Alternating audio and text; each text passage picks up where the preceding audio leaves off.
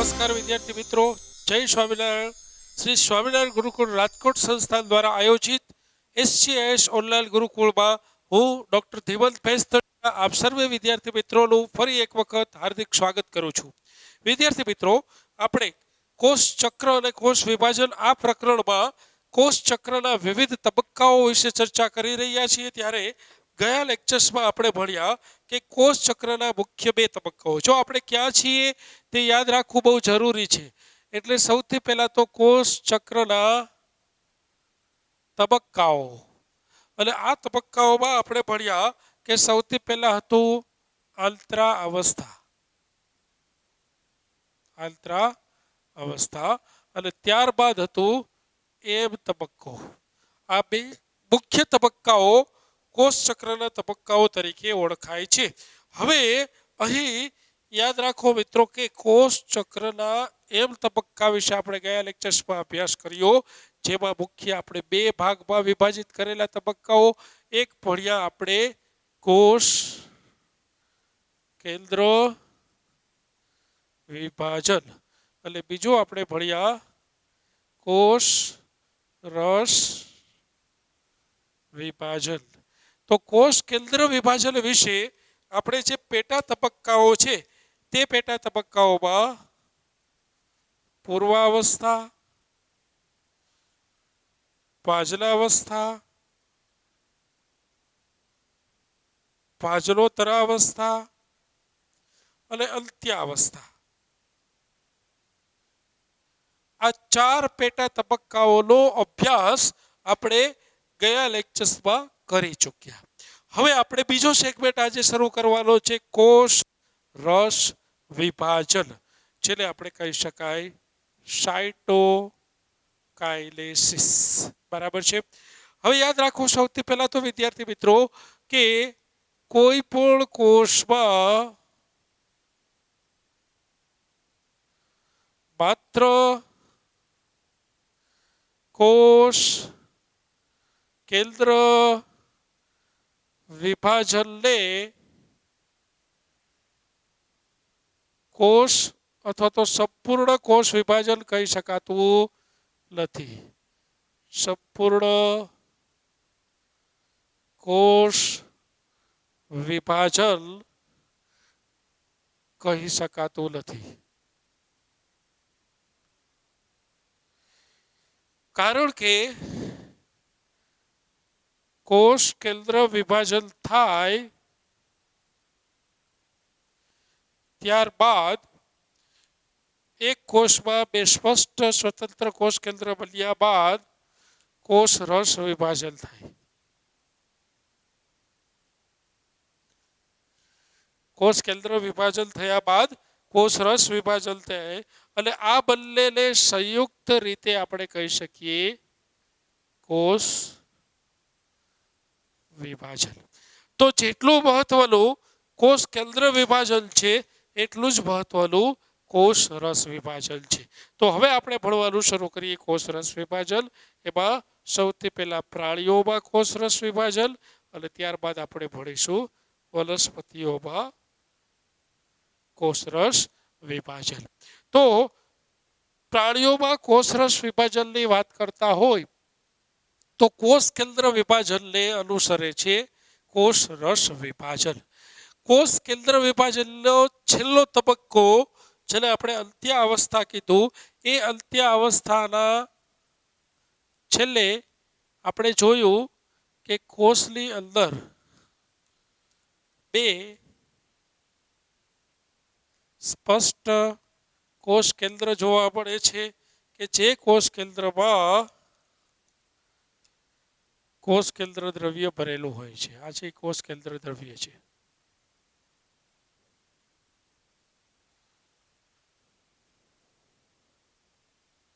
આ કોષ કેન્દ્ર દ્રવ્ય કોષ કેન્દ્રમાં ભરેલું જોવા મળે છે. તો આ બે કોષ કેન્દ્ર ધરાવતો કોષ આપણે અહીંયા છેલ્લા તબક્કામાં ભણ્યા કોષ કેન્દ્ર વિભાજનમાં. હવે યાદ રાખો કે કોષ રસ વિભાજનની શરૂઆત પ્રાણી કોષમાં કોષ રસ વિભાજનની શરૂઆત એકદમ મધ્ય ભાગમાં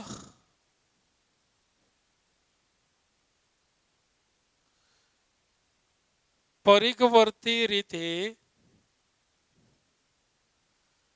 આંતરખાચ ઉત્પન્ન થવાથી થાય છે. એટલે કે સૌથી પહેલું જ સ્ટેપ છે તેમાં આપ જોઈ શકો છો કે આ કોષ છે, આ કોષમાં બે સ્પષ્ટ કોષ કેન્દ્ર છે. તો અહીં વિષુવવૃત્તીય તલ પર એક આંતરખાચ ઉત્પન્ન થાય છે, જે આપણે અહીંયા દર્શાવીએ છીએ. હવે અહીં આપ જોઈ શકો છો કે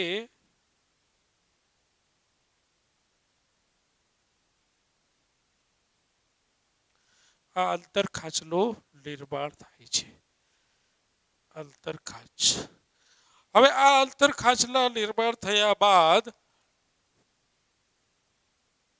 આ આંતરખાચ છે તેનો વિકાસ થાય છે. કઈ રીતના વિકાસ થાય છે? તો બરાબર યાદ રાખો, આ વિકાસ પરિઘથી કેન્દ્ર તરફ થાય છે. એટલે કે આ કોષ છે, આ કોષમાં પરિઘ છે, એના વચ્ચે કેન્દ્ર છે. તો પરિઘથી કેન્દ્ર તરફ વિકાસ થાય છે. અને જ્યારે બંને છેડા પરની આંતરખાચ એકબીજાને સ્પર્શે છે ત્યારે બંને બાળકોષો એકબીજાથી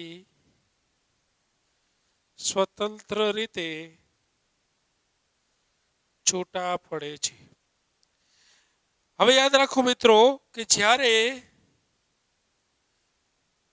આંતરખાચનો વિકાસ થાય છે,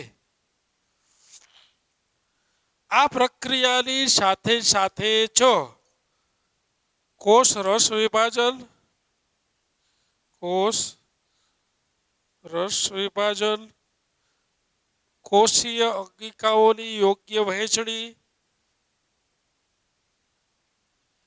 અંગિકાઓની વહેંચણી આ પ્રક્રિયાઓ પણ સાથે થતી જોવા મળે છે. જેમ જેમ આંતરખાચ આગળ એટલે કે પરિઘથી કેન્દ્ર તરફ આગળ વધે છે, તેમ તેમ એ આંતરખાચના વિકાસ સાથે સાથે કોષ રસની યોગ્ય વહેંચણી અને કોષમાં આવેલી વિવિધ કોષીય અંગિકાઓની યોગ્ય વહેંચણી પણ થતી જોવા મળે છે. એટલે આપણે બીજી આકૃતિમાં બતાવીશું કે આંતરખાચ છે તે આ રીતના વધુ આગળ ઉતરે છે. આ રીતે જોઈ શકાય છે આંતરખાચ છે તેનો વિકાસ. અને હવે અહીં એક કોષ કેન્દ્ર, અહીં બીજું કોષ કેન્દ્ર અને છેલ્લે અહીંથી આ કોષ છે તે આંતરખાચ પરથી છૂટો પડે છે. અને પરિણામે અહીં બે સ્પષ્ટ કોષ કેન્દ્ર ધરાવતા બાળકોષોનું શું થાય છે? ઉદ્ભવ થાય છે. તો આ રીતે પ્રાણી કોષમાં જોઈ શકાય છે કે આંતરખાચના ઉદ્ભવ થયા બાદ આ આંતરખાચ આગળ વધતા વધતા એકબીજાને સ્પર્શે ત્યાંથી છૂટી પડીને બે બાળકોષોનું અહીં શું કરે છે? નિર્માણની પ્રક્રિયા કરે છે. એ બે બંને બાળકોષો સ્વતંત્ર રીતે એકબીજાથી છૂટા પડી જાય છે. જે બાળકોષોમાં એક એક કોષ કેન્દ્રની વહેંચણી થાય છે, જે કોષ કેન્દ્ર પણ અહીં 2L સ્વરૂપે જોવા મળે છે. અહીં આ પણ 2L હશે અને આ પણ 2L સ્વરૂપે જોવા મળે છે. તો આ રીતે આપ જોઈ શકો છો કે પ્રાણી કોષમાં કોષ કેન્દ્ર વિભાજન થયા બાદ કોષ રસ વિભાજનના અંતે બે બાળકોષોનું શું થાય છે? નિર્માણ થાય છે. માટે આ કોષ છે એ 2L સ્વરૂપે રંગસૂત્ર ધરાવે છે, જેને આપણે પિતૃકોષ કહીએ છીએ. અને આ પિતૃકોષ આ તમામ પ્રક્રિયાઓમાંથી પસાર થઈ અને જે બે બાળકોષોનું નિર્માણ કર્યું, અહીં એક બાળકોષ, અહીં બીજો બાળકોષ, અને જે પણ સ્પષ્ટ રંગસૂત્ર અને કોષ કેન્દ્ર ધરાવતું હતું, તો એ પણ 2L અને 2L, અને આપણે કહીશું બાળ કોષો. તો અહીં આપ જોઈ શકો છો કે પ્રક્રિયાના અંતે નિર્માણ પામતા બંને બાળકોષો પણ 2L છે અને પિતૃકોષો પણ 2L હતા. પરિણામે આ જે પ્રકારનું કોષ વિભાજન થયું અને આપણે નામ આપીશું સમભાજન. તો આ રીતના પ્રાણી કોષમાં આંતરખાંચના નિર્માણથી શું થાય છે? કોષ રસ વિભાજન પૂર્ણ થઈ અને કોષ ચક્ર પૂર્ણ થાય છે. હવે જ્યારે આપણે વનસ્પતિ કોષની વાત કરતા હોય ત્યારે વનસ્પતિ કોષમાં આ પ્રકારે પ્રક્રિયા થતી નથી. વનસ્પતિ કોષમાં થોડી અલગ પ્રક્રિયા થાય છે. એ પ્રક્રિયા શું હોય એ પણ આપણે ભણી લઈએ. ચલો, અહીંયા વનસ્પતિ કોષમાં થતું કોષ રસ વિભાજન આપણે ભણી લઈએ. અહીંયા નામ આપીશું વનસ્પતિ કોષમાં કોષ રસ વિભાજન. અહીંયા પ્રાણી કોષમાં કોષ રસ વિભાજન છે, અહીંયા આપણે નામ આપીશું વનસ્પતિ કોષમાં કોષ રસ વિભાજન. વનસ્પતિ કોષમાં કોષ દિવાલ અને કોષરસ પટલ આ બે આવરણ હોય છે. અહીં આપણે એક જ આવરણ બતાવેલું છે આ રીતના. અહીં સ્પષ્ટ રીતે કોષ કેન્દ્ર ધરાવતા કોષ રંગસૂત્ર દ્રવ્ય ધરાવતા કોષ કેન્દ્ર હોય છે.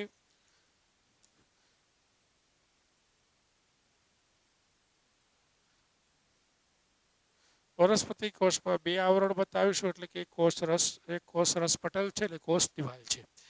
તો અહીં કોષ કેન્દ્ર વિભાજન થયેલું આપ વનસ્પતિ કોષમાં જોઈ શકો છો.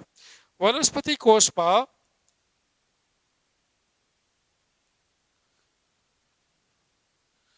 કોષ રસ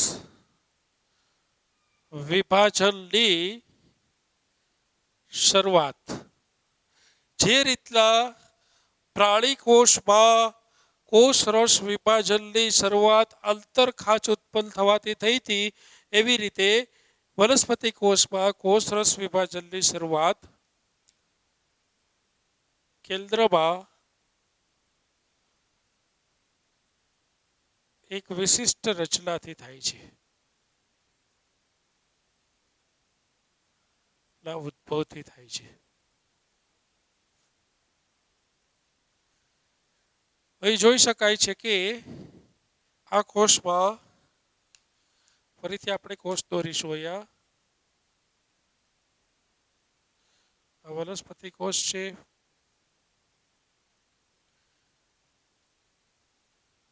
અહીં બે સ્પષ્ટ કોષ કેન્દ્ર છે. અહીં મધ્યમાં એક વિશિષ્ટ રચના ઉત્પન્ન થાય છે, આ જોઈ શકાય છે વિશિષ્ટ રચના. અને આ રચનાને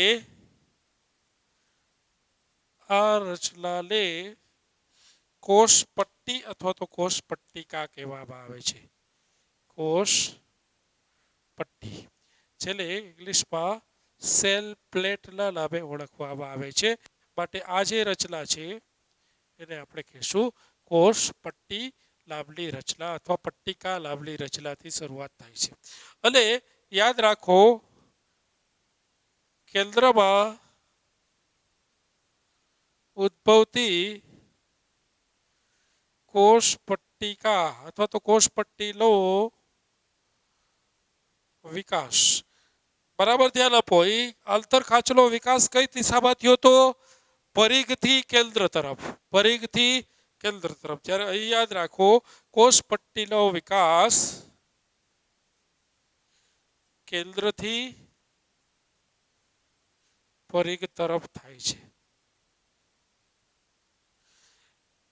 બંનેમાં વિરુદ્ધ દિશા છે. જો આંતરખાંચનો વિકાસ પરિઘથી કેન્દ્ર તરફ થયો હતો, જ્યારે અહીં કોષ પટ્ટીનો વિકાસ કેન્દ્રથી પરિઘ તરફ થાય. મારા હાથ તરફ બરાબર ધ્યાન આપો. કેન્દ્રથી પરિઘ તરફ. અહીં પરિઘથી કેન્દ્ર તરફ, પરિઘથી કેન્દ્ર તરફ, કેન્દ્રથી પરિઘ તરફ થાય છે. પરિણામે આપ જોઈ શકો છો કે નેક્સ્ટ આકૃતિમાં અહીં કોષમાં કોષ પટ્ટીનો વિકાસ એ કેન્દ્રથી પરિઘ તરફ થયેલો જોવા મળે છે. સ્પષ્ટ કોષ કેન્દ્ર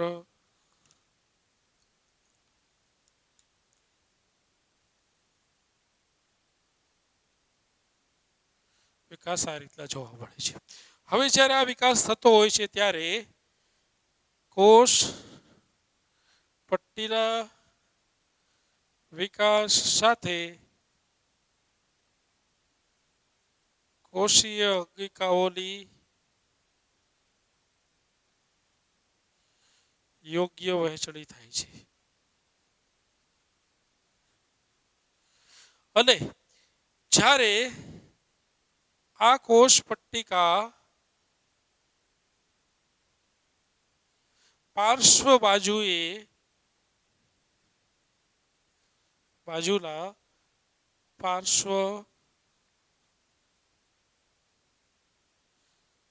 બાજુના કોષરસ પટલને સ્પર્શે છે. કોષરસ પટલને સ્પર્શે છે ત્યારે ત્યાં જોડાઈ જાય છે. એટલે કે આ કોષમાં આપણે છેલ્લી આકૃતિ એવી બતાવી શકીએ કે આ જ્યારે અહીં સ્પર્શે છે ત્યારે અહીં તે આની સાથે જોડાઈ જાય છે. આ છે તે આની સાથે જોડાઈ જાય છે. અને આ રીતના કોષ પટ્ટિકા જોડાઈ ગયા બાદ આ જે છે એ મધ્ય પટલ તરીકે વર્તે છે. પ્લાઝ્મોડેસ્માટા તરીકે વર્તે છે.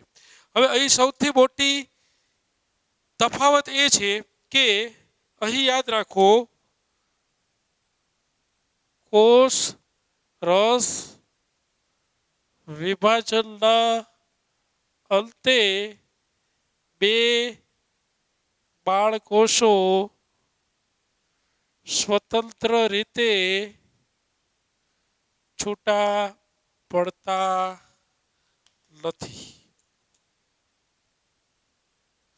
આ જે છે એ બંને શું છે? બાળકોષો તરીકે જ વર્તે છે. આ પણ એક બીજો બાળકોષ તરીકે જ વર્તે છે. જે રીતે આપ જોઈ શકો છો કે પ્રાણી કોષના કોષરસ વિભાજનના અંતે બે બાળકોષો એકબીજાથી સ્વતંત્ર રીતે છૂટા પડી જાય છે, એવી રીતે અહીં વનસ્પતિ કોષમાં બંને બાળકોષો એકબીજાથી સ્વતંત્ર રીતે છૂટા એટલે નથી પડતા કે મધ્ય ભાગમાં બંને બાળકોષો મધ્ય પટલથી જોડાયેલા રહે છે. તો આ છે કોષરસ વિભાજન પ્રાણી કોષમાં અને કોષરસ વિભાજન છે એ વનસ્પતિ કોષમાં. ફરી એકવાર ઝડપથી રિવિઝન કરી લઈએ મિત્રો. પ્રાણી કોષમાં કોષરસ વિભાજનની શરૂઆત આંતરખાંચના નિર્માણથી થાય છે. આ આંતરખાંચનો વિકાસ પરિઘથી કેન્દ્ર તરફ થાય છે. પરિઘથી કેન્દ્ર તરફ જ્યારે આંતરખાંચનો વિકાસ થતો હોય છે ત્યારે કોષરસ અને કોષીય અંગિકાઓની પણ યોગ્ય વહેંચણી થતી જોવા મળે છે. બીજું કે જ્યારે આ બંને કોષ એકબીજાથી સ્વતંત્ર રીતે છૂટા પડી જાય છે ત્યારે બાળકોષો તરીકે અસ્તિત્વ ધરાવે છે. જ્યારે વનસ્પતિ કોષમાં કોષરસ વિભાજનની શરૂઆત કોષ પટ્ટીના ઉદ્ભવથી થાય છે અને કોષ પટ્ટી છે તેનો વિકાસ કેન્દ્રથી પરિઘ તરફ થાય છે. એ પરિઘથી કેન્દ્ર બોલ્યા હતા, અહીંયા કેન્દ્રથી પરિઘ તરફ થાય છે. એ વિકાસ જ્યારે પાર્શ્વ તરફની કોષરસ પટલને સ્પર્શે છે ત્યારે ઈ કોષ પટ્ટી મધ્ય પટલ તરીકે વર્તે છે. અહીં વનસ્પતિ કોષમાં કોષરસ વિભાજનના અંતે બે બાળકોષો એકબીજાથી સ્વતંત્ર રીતે છૂટા પડતા નથી. અહીંયા છૂટા પડી જાય છે. બંને એકબીજાથી જોડાયેલા રહે છે મધ્ય પટલ દ્વારા. તો અહીં કોષ ચક્રના અંતે બંને બાળકોષો સંપૂર્ણ રીતે એકબીજાથી સ્વતંત્ર રીતે છૂટા પડતા નથી, એકબીજા સાથે જોડાયેલા રહે છે. જ્યારે પ્રાણી કોષમાં અહીં બંને બાળકોષો એકબીજાથી 100% સ્વતંત્ર બની જાય છે. એક વાત તો ફરીથી સ્વીકારવી પડે કે અહીં પણ બંને બાળકોષો 2L સ્વરૂપે જ છૂટા ન પડતા હોવા છતાં પણ કોષ કેન્દ્ર ધરાવે છે. અહીંયા પણ 2L ધરાવે છે, માટે આને પણ સબભાજન કહીશું અને આને પણ સબભાજન કહીશું. પણ અહીંયા કોષ રસ વિભાજનની શરૂઆત આંતરખાંચના નિર્માણથી થાય, અહીંયા કોષ પટ્ટીના નિર્માણથી થાય. અહીંયા આંતરખાંચનો વિકાસ પરિઘથી કેન્દ્ર તરફ થાય, અહીંયા કેન્દ્રથી પરિઘ તરફ થાય. પ્રાણી કોષના કોષ ચક્રના અંતે બે સ્વતંત્ર સ્પષ્ટ રીતે છૂટા પડેલા જુદા પડેલા બાળકોષોનું નિર્માણ થાય, જ્યારે વનસ્પતિ કોષના કોષ ચક્રના વિભાજનના અંતે બંને બાળકોષો એકબીજા સાથે મધ્ય પટલથી જોડાયેલા રહે છે. મધ્ય પટલ કોષ પટ્ટીમાંથી જ ઉદ્ભવતી રચના છે એવું તમે કહી શકો. તો આ બંને તફાવત છે. કોની વચ્ચેના?